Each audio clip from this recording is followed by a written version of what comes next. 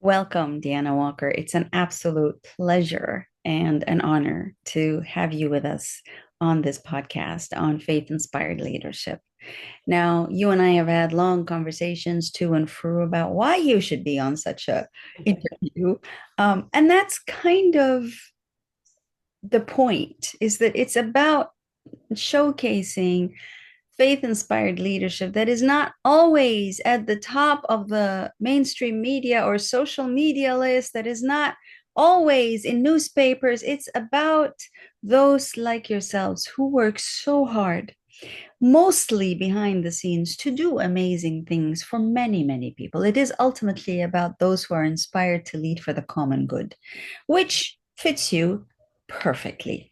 And it's an opportunity to hear from you your own wisdom, because you have it. You have it as a mother, as a scholar, as someone who's been working in so many different domains to help uplift others, um, to deliver better, to honor more. So it is about people like Deana Walker very much. And therefore, it is a great privilege and joy to have you and have this opportunity to discuss with you and hear from you. So, Deanna, introduce yourself in your own words as you would like. The floor is yours. Yes, before I begin, thank you, thank you, thank you for this opportunity. Um, I've been looking forward to it for so long, and I hope to do it justice and proud. But yes, I would I would love to talk about myself a little bit, as odd as it seems. I will say, growing up, up until really my, let's say, 20s, or really until I had children, I did have a big voice, and I had lots of amazing blessings and opportunities to use it. And I became a mother, thank God, when I was 26, so young, and I had the blessing of having three beautiful children. And someone gave me a frame right before I had my first child. And it said, children are not things to be molded, but people to be unfolded. And I thought it was beautiful. And I put it up right to the entrance of the nursery. It was a really beautiful decor piece. And each moment, it's from the moment I had my first child until then, I understood the privilege and the duty I had to sort of honor what that means. And it's hard work. But also in that time too, there was a big part of me, in all of us, right? That yes, we're raising children and we're raising humans. That was my goal as a parent, just to raise really good humans that can go beyond me, and our family unit, and just do really good things in the world, whatever that means for them. But there was also parts of me that wanted to continue to do stuff outside of my family. So I've had the privilege of working very closely with some incredible people, all of who it is at their core to do good in the world. And so I sort of took on this role in the background that I really enjoyed, because quite honestly, and fairly enough to my family, my focus and my number one um, priority and calling was to be a mother, a good mother for my children. So it's sort of this background felt almost like I could breathe, right? Someone else could be forward facing and doing the hard work, and I can sort of in the background, a little like Cyrano de Bergerac in a sense. Um, but every day there hasn't been a day that I've woken up and said, I don't want to do what I'm doing, specifically because of the people who I was doing it with. So that's very important to me. I'd be remiss if I didn't highlight right away our dear friend Leah, and the work that I have had the privilege of doing with her. A lot of people ask me. I was just at a family wedding yesterday, and they're like, "Well, what do you do?" That's a loaded question, but essentially, I just help tell stories of people in the world that, like you said, no one would necessarily know. But they're some of the most important stories and most inspiring stories, not what you see on social media, not what you see on the news. And if I can do just a small part in order to elevate their voices, it's a privilege and an honor. So Beautifully said. And yes, indeed, we have had the privilege of the interview with Leah about her work, and we're always proud to showcase her many, many, and please God, may continue awards that yeah. her work continues and recognition that her work continues to receive. Focusing on you, um, you mentioned a couple of things that I think bear maybe just listening to more, hearing more of your opinion on. You said you're focused on raising good human beings, and maybe you could just elaborate what you mean by good human being. That's such a good question. I've been doing so much reflection. Like I said, our whole family is in a time of transition right now. Um, that's a great question specifically for my daughter. Growing up, we would say, "You're such a good girl. You're such a good kid. You're such a good human." And we've had a lot of honest conversations recently about how much pressure that meant and what does good mean, right? Um, we make so many mistakes as parents, even though we're trying our best. Um, and so what that means, good. Again, with a lot of reflection and also honoring the mistakes that I made when I said, you're such good kids, what that means. At the end of the day, it encompasses really basic things like kindness, um, authenticity, show up like as who you are. Um, if you want something, go after it, but ethically and responsibly. It really, really basic tenets that for some reason are lacking or they're difficult to see in this world. And so yeah, it never even really like grades. It wasn't so much about grades. This is a good example. Like it wasn't like, well, you have to get a 95 and then that means you're good or you will be rewarded. It's, well, I have three different children, three very different learners. My youngest one does have some learning challenges, and it's not about the grade. It's what is your what is your God-given capacity and how well are you using it? Um, I hope that explains what I mean. What I mean, it's Absolutely. simple, but yet very complex somehow. And yet incredibly simple. The Yeah. expectations of kindness should not be something that's very complicated. As an example, it is actually very, and as you said, these are basic things that seem so difficult to see in the contemporary context. So, um, Mm, as a mother who encounters mm, the challenges of bringing up good human beings, what why do you think things like kindness are so hard, are so difficult, are so complicated? Why do you think that's the case? You meet mothers all the time, you work with mothers, you've seen your children in school and other children in school. As a working mom, you have in a sense the opportunity to be with one foot at home and in the community at large, and the mhm. other foot doing the usual work that earns income and so on. Why do you think that kindness, as an instance, why do you think those basic qualities that you really want to see, the God-given capacities being developed and evolved over time, why do you think these are so difficult in today's world, especially in this country that we live in, the United States of America? I think the answer to that is because we have become such complex individuals. I think that what I have seen my contemporaries who are mothers and fathers, I'm not sure if it's what is required to get by. I'm not sure if it's just even, the miraculous onset of what mental health means. I know growing up, but mental health wasn't, I don't think it was a word that was used. And so it's these like layers and layers and layers of complexities that as parents, it is we have to work so hard to go against the either the traumas or the experiences that we had, but that takes a lot of awareness and honesty with yourself that I don't know if people A, don't want to go there, or B, just don't have the time.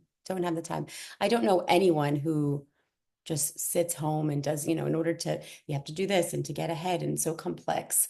And I do believe that that is directly affects our children so much more than the house that we live in or the neighborhood that we grow up in, or I mean, I've had the honor of seeing children all around the world in all sorts of socioeconomic situations with all different types of opportunities for education.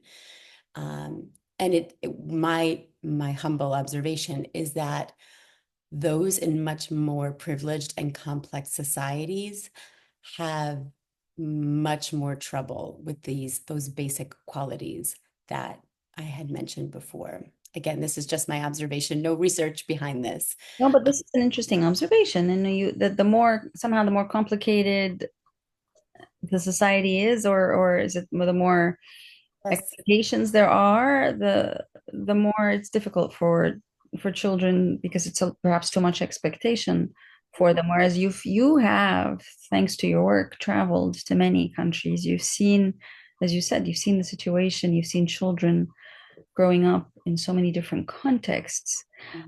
Um, but at the same time, if you go back a bit and you think, okay, how is it that um, it's not just here in the US, but also in Europe, in Western contexts, that issues of mental health have become, and especially with children, but also with young adults and so on, issues of mental health have definitely gained much more prominence in the Western context. Yes. Um, Yes. so would you say that that's because Western societies are, what is it? Are things more complicated there than they are in other contexts? People have to fight to get some food. I mean, that's it in many circumstances, yes. I also, so here's another sort of connection I've been able to make while having the privilege of seeing. I feel like what we're missing in our like complex privileged societies is a sense of authentic or real community, right? Mm-hmm. So, some people go to an office and go to work, and then maybe that becomes their community, but you're just really bound by, let's say, the company name you work for. Um, Also, in talking about religion, I think the decline in sort of religious gatherings for many reasons, or public religious gatherings and sort of anti-religion religious societies that we have been moving towards. We haven't replaced it with community, with gathering of people that we choose, even families, right? We're moving all over. It's not so much, for example, in the villages that I've seen, that um, you are living amongst and that you depend on each other. You need each other for the next day. Um, and then in sort of these like privileged, complex societies, I find that the lack of that is a huge issue. Um, that does lead to, I believe, the deterioration of mental health. Mm-hmm. So in a sense, it's almost as if the financial privilege relative Mhm. that is afforded can makes disintegration of community a very likely scenario. And with the disintegration of community comes a lot of these other challenges that also obviously impact on mental health. So it's in a sense us moving away from the closely knit Mhm. contexts to the more atomized um, nuclear family structures. That means we lose something in that space and become and have to figure out how to be much more self-dependent. Yes. We were actually perhaps created not to be so deeply independent, Mhm. but much more engaged and relational in Yes. in our ways of being. It's an interesting perspective, and I think one that a lot of studies will would sustain and back up. What I love is that this is your experience Yes. into from yourself. Not all truths have to be substantiated by studies. And Right. usually, and this is something that in all societies we learn, a mother's experience can sometimes be 1,000 and 1 times better than, many encyclopedias, Mhm. lifetimes of studies, that Mhm. often a mother's experience can teach much more wisdom than you would find in many books. And so this is what we're drawing on you for in this interview. Very plainly, clearly, it's your experience as woman, mother, professional, and certainly in this society, in a very Western society, at the time when all our world is going through some very major um, disruptions. So not only within the family, but within communities, within nations, certainly even within the planet itself. So here's a couple of questions for you to think maybe aloud with me on. Um, One of the things that I have found very interesting in the generation, what they call Gen Z and whatever they call the ones that come afterwards. So the generation that you yourself have birthed. Um, what is it? It's referred to as something like a sense of entitlement. Mm. Increased technology, whatever, atomized societies, whatever. As you said, the privilege that seems to come with relatively more wealth and so on. Um, when you don't have to struggle as hard to get a piece of bread to feed yourself and your family, that with that comes a baggage of other ills, perhaps, or challenges. But this so-called attitude of entitlement, does that speak to you? Do you see that? Have you sensed that? Is that just prejudice that certain people might be having?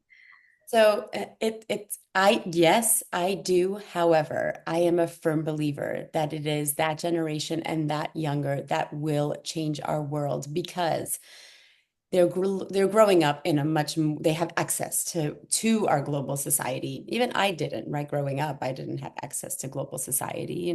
Europe was we didn't travel to Europe in the way that people or I didn't have Instagram or YouTube or anything to even, transport me there via computer or whatever the case is.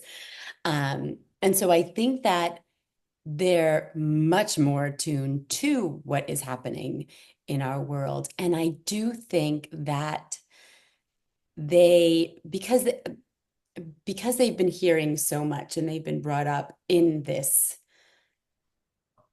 world, this current world that we live in, my hope and I do see that this is not okay. This is not the world that they want to make for themselves. And so I do believe that while yes, do I think that there is a sense of entitlement in that generation and the world younger? I do, but um, that is below my knowing that they will change the world for the better. We need them. We need them. I have the privilege of speaking to many people, um, with present company excluded. I am most inspired by the younger generation. Mhm. And again, what I do love too, and I will include myself. I'm tainted, right? Like we've lived in hardships and we've seen and now we know and we think about all these things. And it seems like the younger generation, so much so like when you're a baby and you just like see everything that you discover is new and it's exciting. I enjoy that sense of clarity from the younger generation.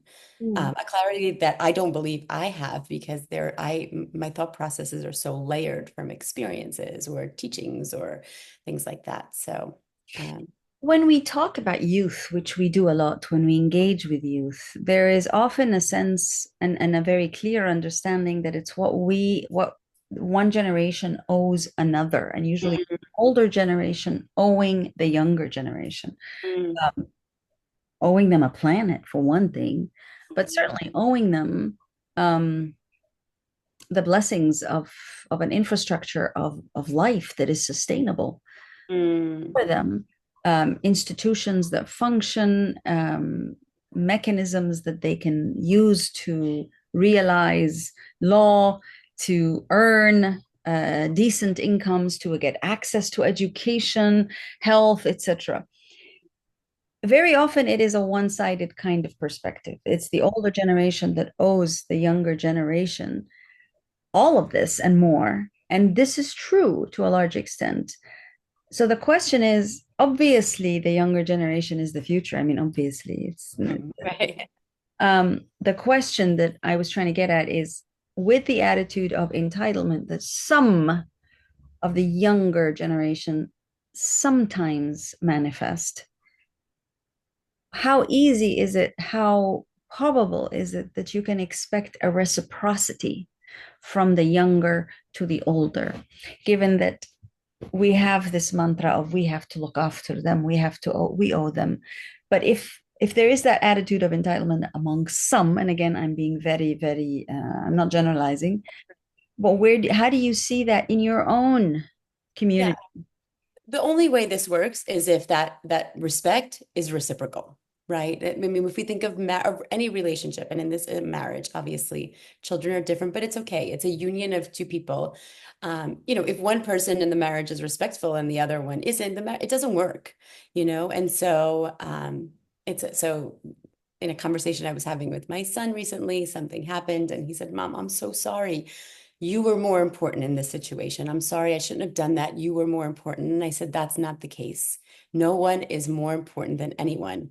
What you did, and if you had a boss, I would expect you to do the same thing that I had expected of you that he didn't do in this situation." Um, and so it's not, I'm very clear. No one is more important. And even I've met celebrities, I've met all kinds of highly distinguished people, but we're all just humans. And I don't care what your age is, where you come from, what color you are, what you speak. The only way this works is if there is mutual respect. At all times. So do I owe the younger generation? I owe them being the best human that I can be, or that I know how to be. And listen, that changes right minute to minute. Sometimes I can be really great, and sometimes I have very little to give. But as long as I'm giving the best of what I could at that time, I owe them that. But I feel like they owe that not mostly for first and foremost to themselves, but also for us too. So I don't believe it's and just in like my little community here in my household, it was never like, well, I am the mother and you do what I say. And my husband always teases, he always says, well, we gave them a seat at the table. So when they do express their opinions, and sometimes, it's not ones that we may like or necessarily want to hear, I wouldn't have it any other way. I didn't grow up that way. My husband didn't grow up that way, where, just everyone sits at the table. But I couldn't have it any other way. Mm. As a matter of fact, I feel like that would be disrespecting myself, sort of like putting me on this pedal, like I am your mother. So period. What does that mean? Yes, I have the privilege of being their mother, but we're just humans in this world trying to get by in the best way we know how. I love that perspective, and it is definitely a very different perspective than the one that assumes that respect for mothers in particular um, is sacrosanct. Literally, it's a sacred obligation because in many societies, in many cultures, particularly those in the East, it is not uncommon to understand, to hear, to be taught, and to be socialized, and sometimes even just bending down and kissing the feet of the mothers. There is this. It's not just this is your mother and you have to respect her. There is a stature that is near almost godly in some cases. And so the way you're speaking about it shows um, a very different perspective, which is you're not undermining your importance as a mother by any stretch of the imagination, but you have what you note as a seat at the table is a somewhat more egalitarian relationship than the more hierarchical. I'm near God and you have to obey me. This is more, all right, we've got a seat at the same table here. Let's We're all near God, right? We're all there if we're lucky enough to believe and to know, right? Like we're all, I mean, if you think like even God isn't like, well, you are here and you are here. No, right? God is like, we're all in this together. And so younger generation or my children, I don't see. And also as far as like respect, the biggest thing that they can do for me is obviously, yes, respect me as a person. but to go out into the world and respect themselves and respect other people. Um, it almost seems like I don't know, like this hard stop of like, well, you respect me, and it ends there. And it's almost counterintuitive to parenting, right? Like, how do you know, like, yes, you respect me because I am a human, but there's a lot of other humans out there that deserve the same. So So maybe you can elaborate that. How does your own faith, because you just said a second ago, well, even God isn't up there and us here, there's, God is with us. Maybe explain a bit how your own faith trajectory helps you arrive at this way of seeing the world and relating to your children and to others. Just where is that inspiration coming from? So I will say this. I grew up Catholic family, Catholic school education from kindergarten through high school. Um, I have a lot of gratitude for for the education that I received. My parents worked very hard to provide that for me. My mother also was superintendent of Catholic schools, so that sort of education um, was a part of my everyday life. Catholicism, religion was a part of my everyday life, and it wasn't until really only a few years ago, and when I had the privilege of meeting Leah and also the amazing company that she keeps, that I now say I'm like a toddler in spirituality. Like I thought I knew all the prayers I could recite. I knew the holy days. I knew the mass. I knew all those things. And I thought I'm so religious. And at the end of the day, I feel like I stripped all of it down, and I'm just now starting. I used to say I was a newborn. So I've grown up actually in my spirituality. I am now a toddler. Um, but, and another thing that, as you sort of break everything down, and then at least for me, it was like, well, is there a God? What does that mean? And, just to the really real basic. And as I started looking at people, some who I know, and some who I don't know, but I've read and listened to them, and from all different walks of life, all different ages, the only thing they had in common was that they believed that in a higher power. They all called that higher power different things. And so I started from there. I'm like, okay, well, if the people that I look up to and the people that I would deem successful in many different realms believe there is something, then I believe that there's something. But what is it? Let's now build upon that. And so now to me, spirituality, it's more so, it used to be like, well, God and Jesus are up here, and I'm just sort of doing everything, always pointing up to please or to forgive or all those things. And now my life has gotten exponentially more beautiful because I see it all around, like in the tiniest moments. It's not in a church for me at least.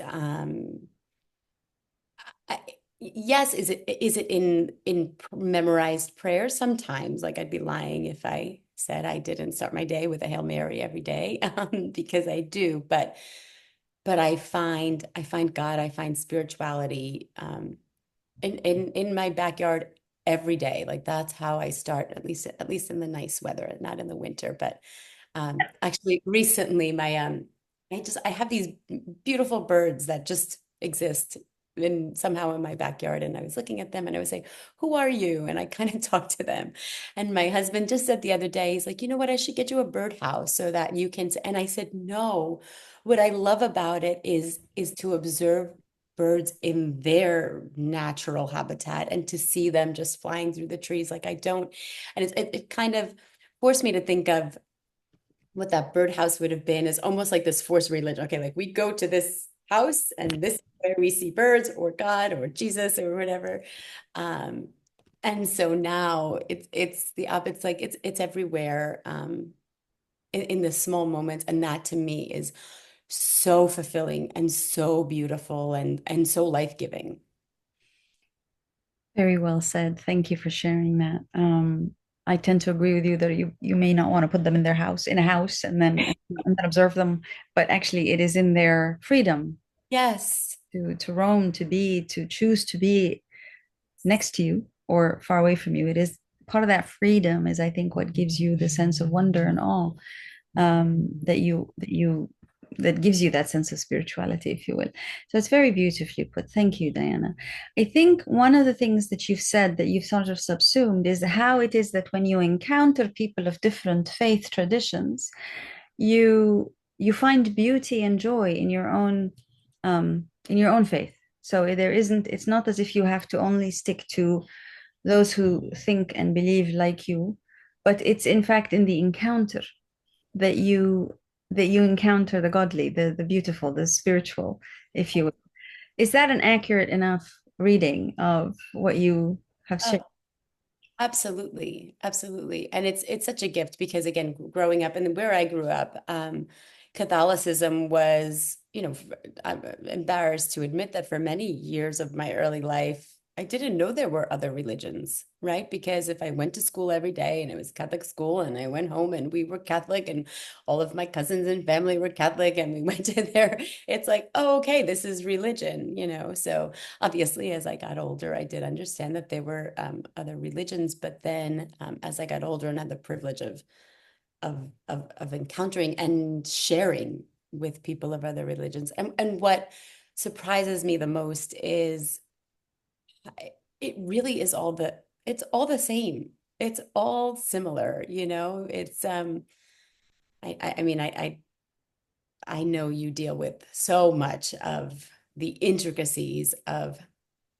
how it may seem that religions are not, right? And how difficult religion can be in societies, obviously, in the world that we live in. But in my very primary toddler perspective, um, it's it's all it's the same. It's the same. We call it different things. Obviously, we celebrate differently, we pray differently, but One of those very profound things that you say as if it's everyday normal speak, um, and in fact it is profound, is this idea that we may be practicing the rituals differently, we may be undertaking different rituals, but there is a similarity in our faiths. And I think the question then becomes, um, how come you've been able to see that at a time when we seem to be so divided, and we mm, seem to be fighting wars with one another based on what we think is our faith or our faith's advocacy or whatever, or interpretations of our faith? Why do you think we're in that moment? And so why is it that not everyone can see what you can so clearly see, which is that common bond of our humanity, um, and our faith? What do you think is causing all those difficulties, Deanna? mm. I hope I can speak intelligently on this. I don't know why, but I do believe um in what whether it's politics or religious wars that we're in, I genuinely I don't understand it. I genuinely don't. Because it's just a foreign concept to me because I that's it. I just don't understand it. If we are human, um, and I understand for fighting for what you believe is right, right? That could be honorable. But so I can't answer the question of why this is happening. Because I don't understand it and I don't understand why. I do believe I do believe almost in the polarization that we are in has almost become almost magnifies. And again, the polarization is a horrific time that we're in, but it almost just magnifies almost um, that there is no reason for this, right? Like the more staunch and the more tied we get into these um, horrible wars that we're in, it almost magnifies like this, to put it lightly, this is ridiculous. this is this this is not this is I mean, When you talk, you said you talked about the table and the seat at the table with your children. Now, given what's happening here in the US, the depolarization that you're speaking about, the situation around the world with wars and conflicts between, let's say, the Israeli-Palestinian dynamic, and the fact that, this your own country is a very strong ally of another country that is, that is harming somewhere, that's perceived to be harming people. How do you ever have these conversations around the dinner table with your children about what's going on here, elections, disputations, etc., what's going on in other parts of the world? How do those conversations go? How do you and your husband have those conversations with your children? we definitely do. And honestly, they're organic, right? So sometimes something will happen in the world that one of us will bring up. So we don't have, like, let's say, discussion time at our table at, Fridays at 3 o'clock.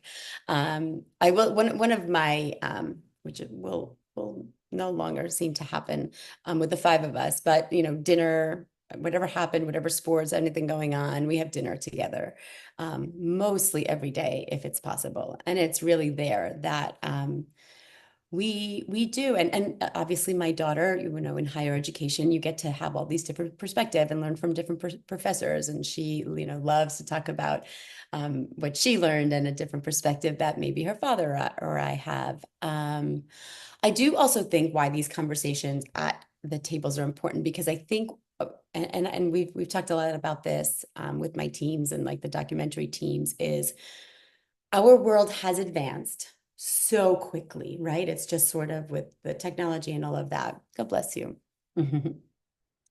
But we don't have the language, right? So we've sort of like fast forward in technology and um, uh, visibility, but new language really hasn't been created, right?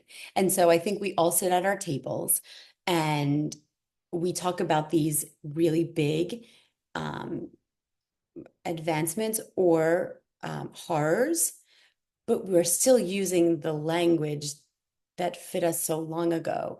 And so what I do believe at the dinner table, certainly not solving any of this, but what I'm hoping and to find for myself, and that my kids find their own language. And even my husband, um, personally and also professionally, for him, that he that in speaking about these things in our little core community here in our home, that we can start building language to go out and have these conversations. I'm not sure I answered your question, but going back Kind of, to kind of, but I wouldn't mind if it's okay with you, if you could zero in a little bit on,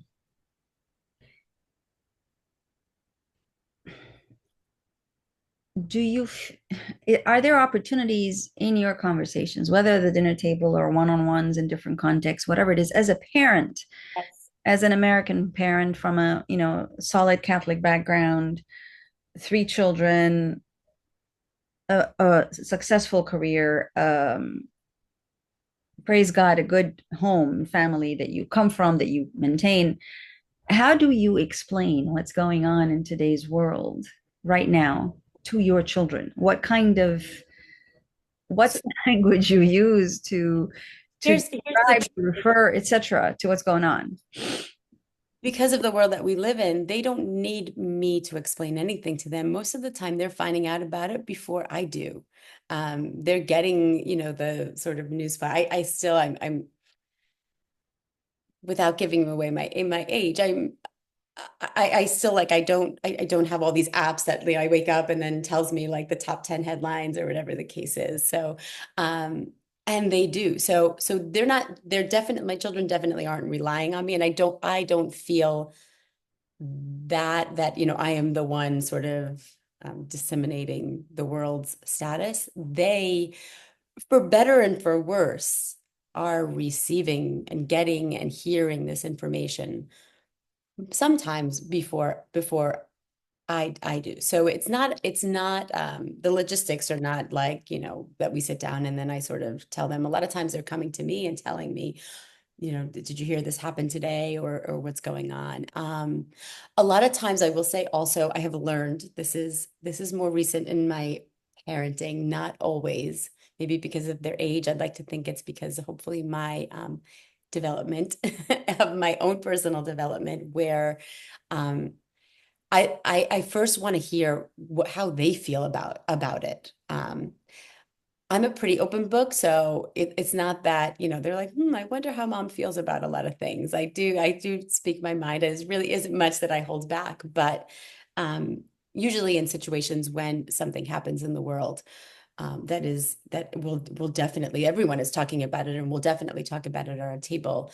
It's how do you feel about it? Or what is the information that you heard? And it's not always accurate, right? And so we'll talk about that too, of, like, yes, while I hear what you're saying and I understand where it comes from, let's talk about the other side of things. I'm also a big let's take a look at the other side of a situation, not because I may agree with it or believe it myself, but I always think, I don't know, I always feel like I learn the most when I learn about the other side. And then a lot of times, maybe I'll just double down on my belief, like, oh, I've heard you, and know that sort of, I guess, like in a sort of lawyer, maybe I should have been a lawyer, I don't know, in another lifetime. Um, I've heard what you said. I've heard your argument. Um, but it's also, only strength in mind, but it comes from that knowledge and that knowing. And so I encourage always my kids, um, if they come, to me, let's say, even with a strong belief, we always do take a look at the other side because it's necessary. You know, in That, the, in, sorry. no, no, no, please continue. No, I was just going to say, like if we go around with blinders on, which is what I do believe a lot of people, how we are in the polarized situation we're in, right? If we only look this way, we're missing most of the picture. So, So it's important to look. I like that you say you are very deliberately seeking to look at all the sides of yeah. any your problematic, whatever it is, political, social. You need to try to look at the other side. I think that's a very, very important and wise perspective because very often it's easier, as you said, to just focus on what you think you know, the way you think you know it, and who you think you know, et cetera, et cetera. And I think that's being able to look on the other side or place ourselves in other people's shoes or you describe it is exactly what we're missing in so much of the polarization that we see around us today around the world, and that's a very, very helpful perspective and wisdom to impart to our children and others, even ourselves, each other.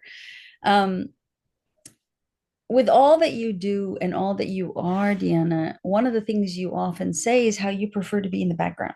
You don't necessarily, you're not a limelight seeker. You're not out there to get even though you contribute significantly to work that does receive significant awards and accolades, you prefer to be in the background, you keep saying to me. Can you explain this a little bit more to me and others who are listening? Why do you prefer to be in the background? What is it that you feel? What does that give you in terms of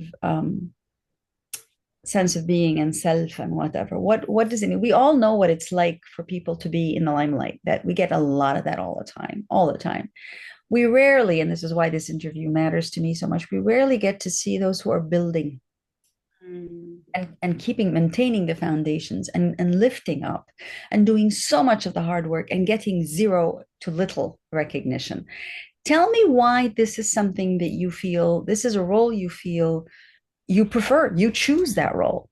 You're not put into it, you're not shoved into it. You actually choose to be the builder, the uplifter, the foundation behind so much of what ends up being really good work because of all the hard work you put into it. So, but tell us a little bit more about that choice that you make.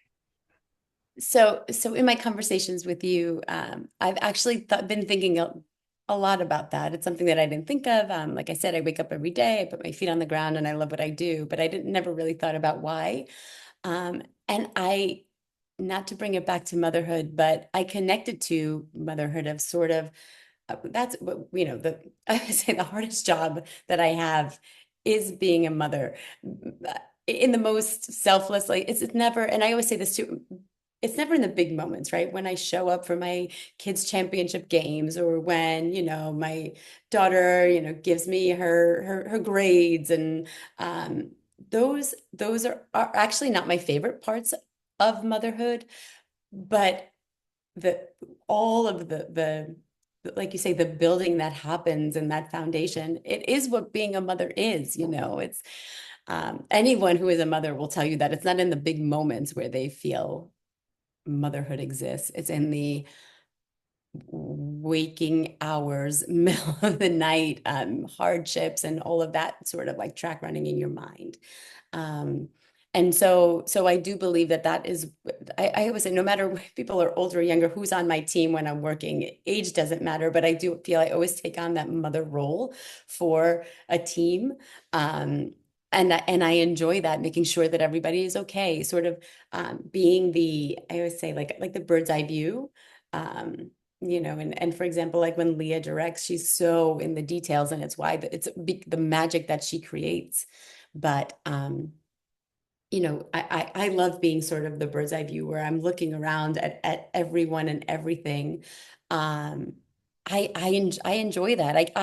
It's a privilege to me. So I don't feel also where you say like that I may not get recognition. I feel I cannot tell you how more than any award. Like right now, you can present me with this big trophy and say, "Oh, I'm gonna write whatever the most beautiful LinkedIn post about you."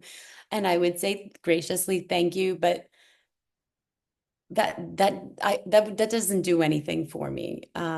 I don't feel really much from that. What I do feel is in these little moments, in these little times that I've been able to be the eye of like, "Ooh, let's see this," or you know what, um, is where I get my fulfillment. So I do, like, I will say, in this sort of transitional time that I'm in, um, I've always I've always loved and continue to tell other people's stories. Um, I've said recently to somebody, like, tell me what your dreams are and I'll help you get there. And I believe that if I say something, I mean it. But it made me think like, well, what are my dreams? Like, why am I not, what does that mean? And then yes, I always, my one non-negotiable is the people that I work for and align myself with have to be good people who are telling good stories and helping advance society. So I'm happy to sort of say that, like, tell me what your dreams are and I'll help you get there. But it has made me think a little bit of like, well, maybe it's time I start digging a little deeper. Um, and maybe what that looks like. I don't have an answer of what that next chapter looks like. Something tells me I will always, because of how much I genuinely enjoy the role that I've played. Um, I don't think I'll ever get rid of that, but I feel like there's now room to maybe tell some stories that are at the top of my soul instead of at the top of others. So we'll see stay tuned. Wonderful. And with that, honestly, something remarkable to look forward to. One of the things that has struck me about you, and as you know, I encounter many, and I have the incredible privilege of counting you as a partner, as a founding partner of Lead Integrity,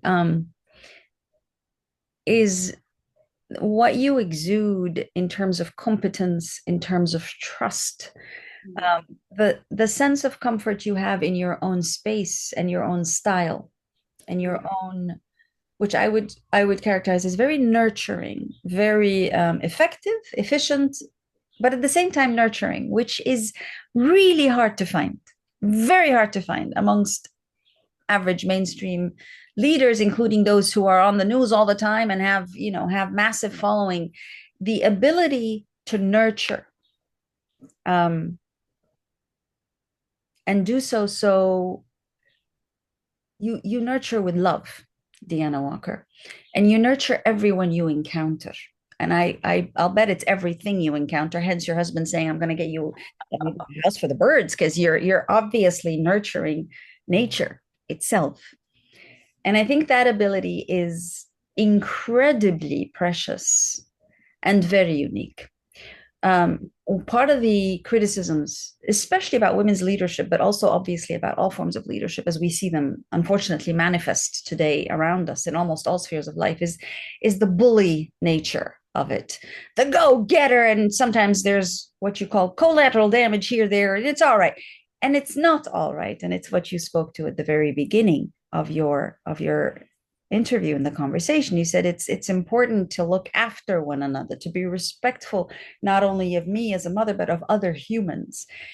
And that comes so incredibly naturally to you. It is extraordinarily difficult to see in most leaders that we have around us today. So just to say that I think it's important to underline the nurturing leadership that you embody and you live by and you teach and educate others, including your own children. That's where it starts, right? Our best starts from home. If we are wonderful outside and pretty miserable at home, that kind of doesn't help matters much. No, Uh, thank you.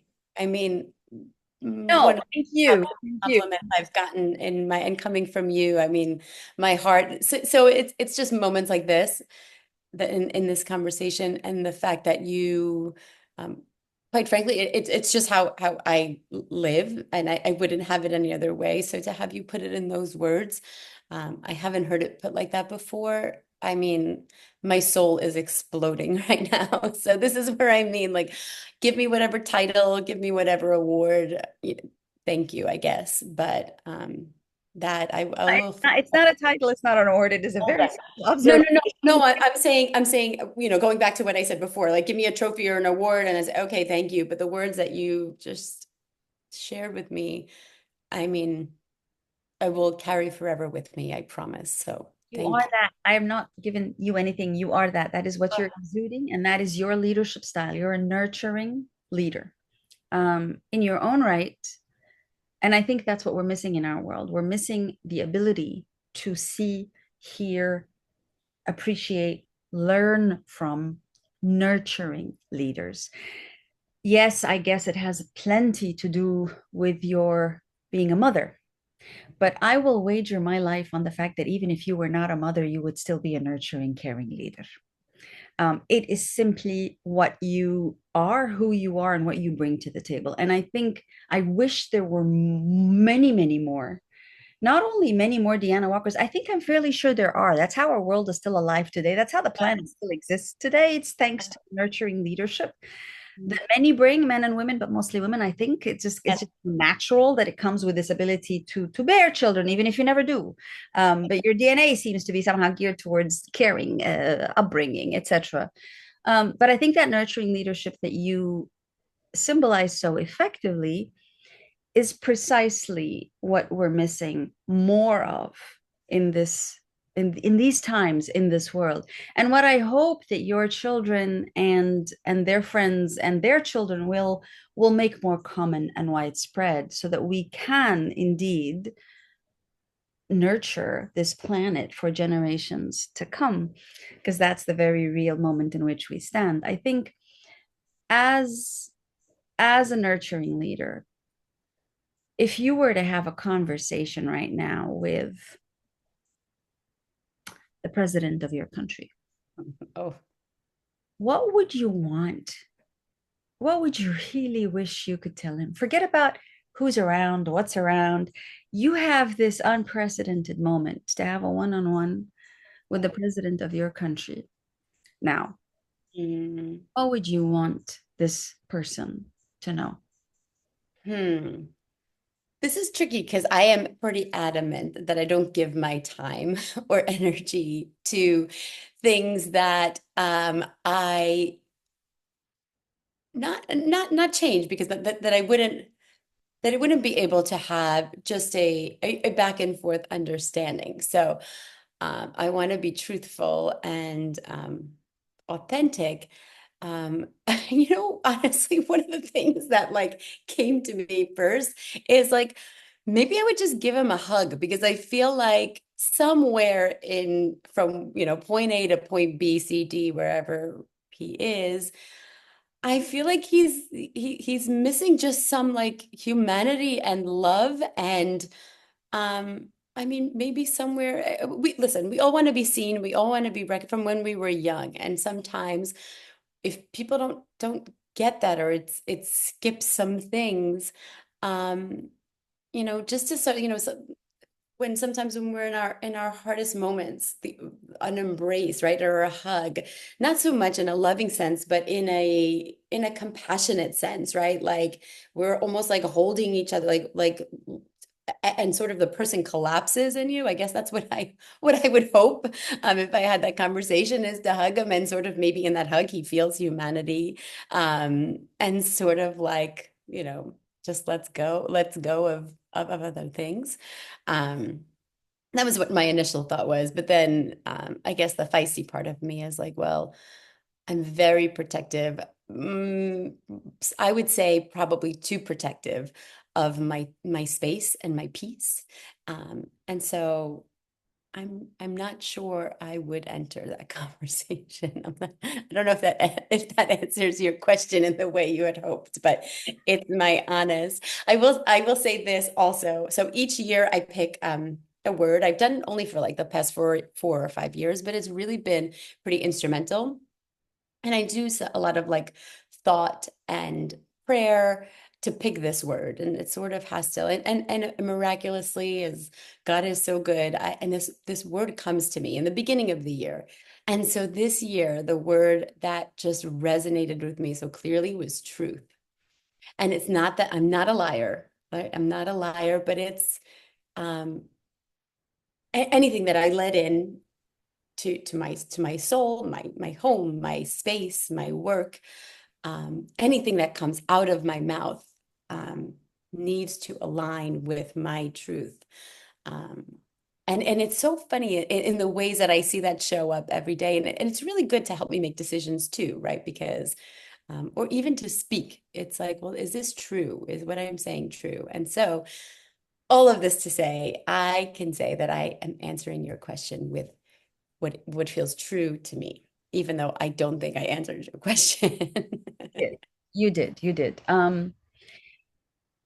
What on a parting note, what is the one thing you hope your children will hang on to in their ongoing journeys of life? What is it that you would like to see your children, other people's children, but especially your children that you're investing so much in? What is the one thing you want to say to them? Again, this is something I have thought so much about, and our dear friend Leah helped me get to what I'm about to say. Um, when I looked at her, this was a few years ago, I said, Leah, what's your legacy? Like, what is it that you want to leave behind? Like, what is it? And she, as Leah does, what do you mean by this? What do you mean legacy? I don't think about this. I said, you don't think about your legacy. You do all these amazing things in the world. How do you not think about your legacy? And she said, every day, I just wake up every day with love. And so, I mean, I was fascinated by that answer, but when I apply it to my own life, and then certainly, um, when I am no longer here, what I want my children or anyone that comes in contact with me to remember is that every day she loved as best as she could, um, in the best way she knew how. Not like, did she work, on some incredible social impact projects? Yes.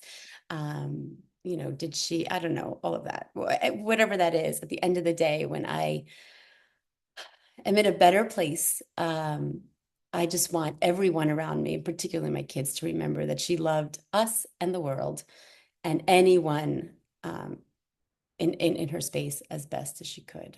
I hope that's what I hope. Oh, you're on mute.